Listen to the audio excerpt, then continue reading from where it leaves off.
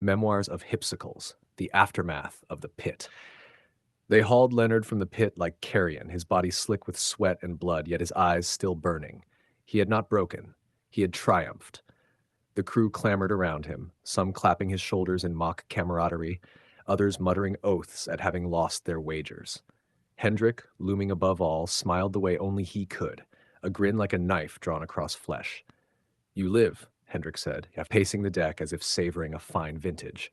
"And so you will serve. The Dutchman keeps what it finds worthy." Leonard spat blood at his boots. The smile only widened. Hendrik cuffed him across the jaw, sending him sprawling once more. "Your fire will amuse me before it dies." They chained him again.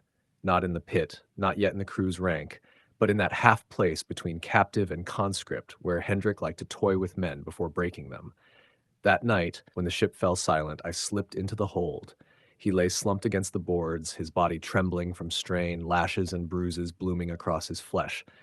He lifted his head when I knelt beside him, his lips curling. "Come to taste your prize?" he rasped. I ignored the sting of his words.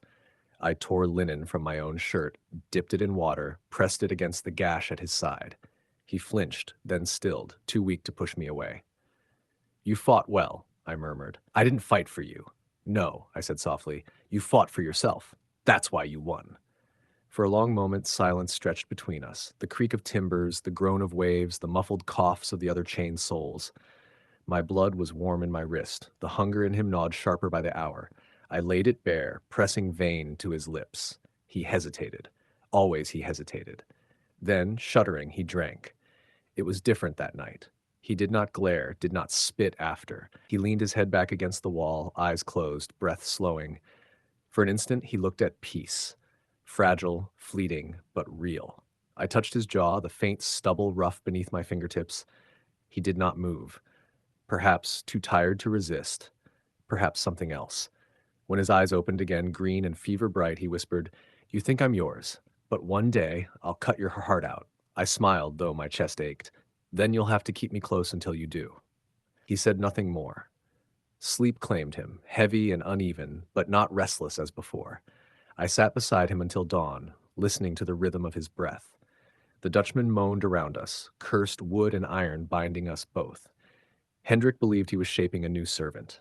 The crew believed they had seen a new brother born. But I knew the truth. Leonard Cavendish was not bending. He was sharpening. And though he hated me, though he swore he would spill my blood, he already carried too much of me inside him to ever be free. And I, fool that I am, could not decide if I wanted him to love me or to kill me.